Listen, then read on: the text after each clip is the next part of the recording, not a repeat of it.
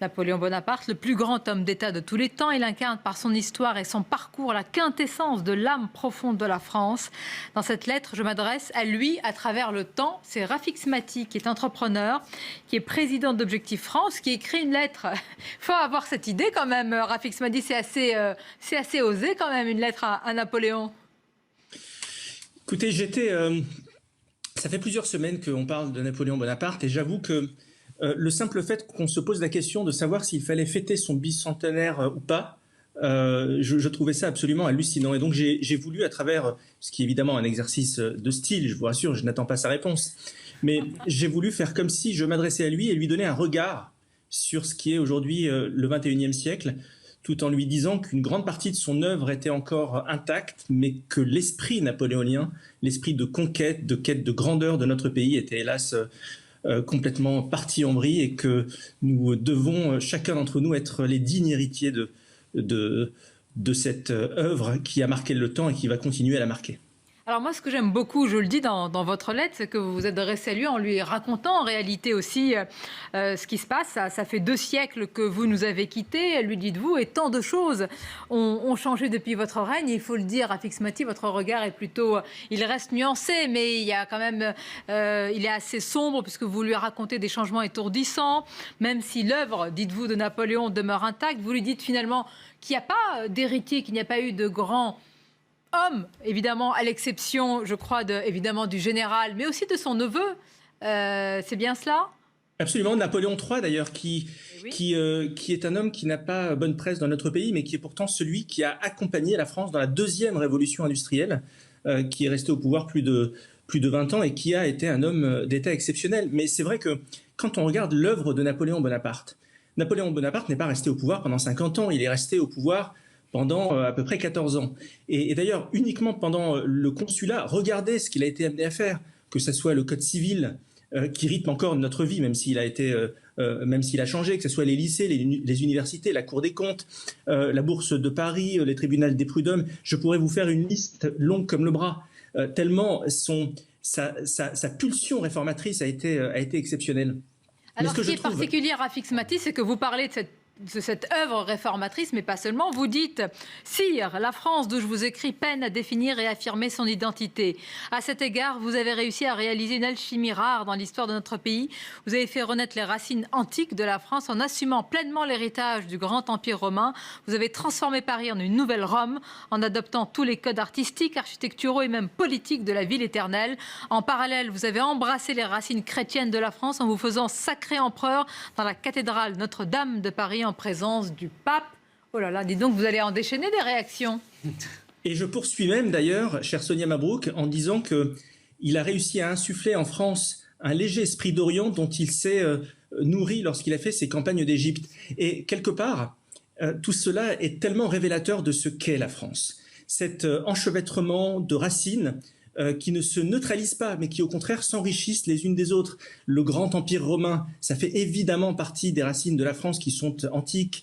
La chrétienté, le baptême de Clovis 496, qui est un fait constitutif de la nation française, évidemment que ça fait partie des racines de la France, mais les racines de la France, elles sont celtes, elles sont polynésiennes, parce qu'on a un territoire maritime qui est absolument exceptionnel. Et ce qui fait la France, la magie de notre pays, c'est cette alchimie entre toutes ces racines qui s'enchevêtrent, qui font un tronc commun, qui a vocation à monter jusqu'au ciel. C'est ça la France. Et pourtant, pour certains, Rafik Smati, certains se posent la question, le général révolutionnaire devenu empereur mérite-t-il vraiment les honneurs de la République, le rétablissement en 1802 de l'esclavage, aboli, il faut le rappeler, en 1794, attise tout particulièrement la controverse. Alors vous avez les antiracistes, vous avez les néo-féministes, vous avez en fait toute une nébuleuse. Ainsi, vous comprenez ou pas du tout ce débat et ces attaques aujourd'hui ?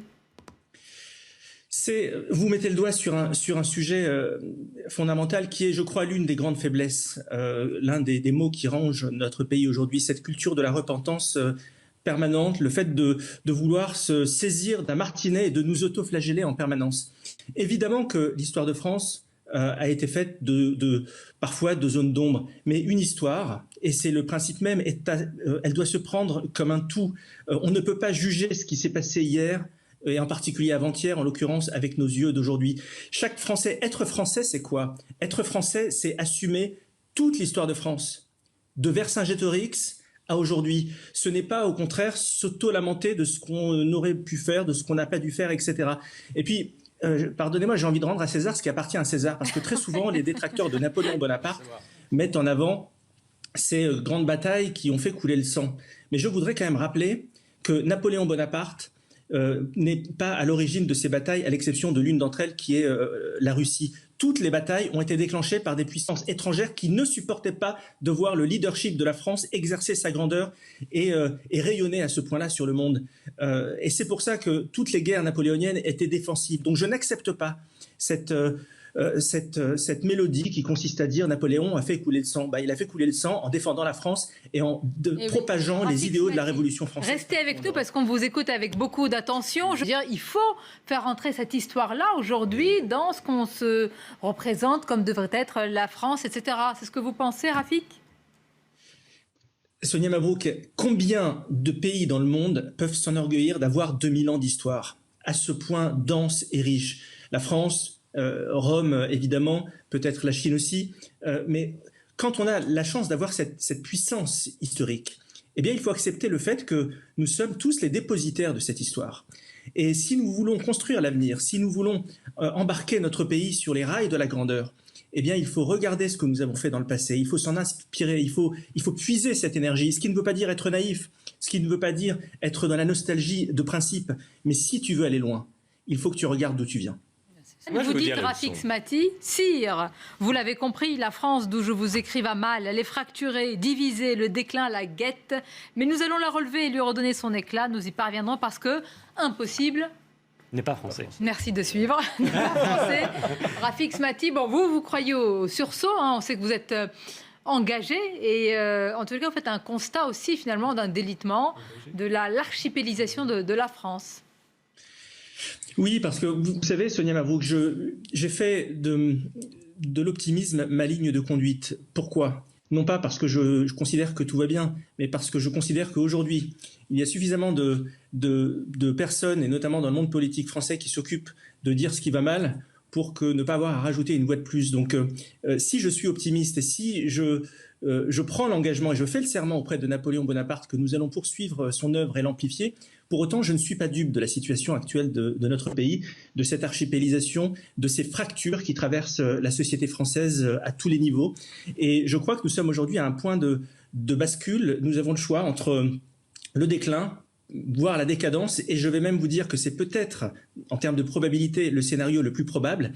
Et puis il y a le choix du sursaut, qui n'est pas une vue de l'esprit, parce qu'il y a un génie français, il y a une capacité entrepreneuriale dans notre pays que je n'ai vu nulle part ailleurs, et je crois que nous devrions tous nous mobiliser pour nous donner comme objectif de faire de la France une grande puissance scientifique et technologique, et de rassembler tous les Français, par-delà nos origines, nos religions, nos conditions sociales, autour d'un grand projet puissant et fédérateur qui s'appelle la France.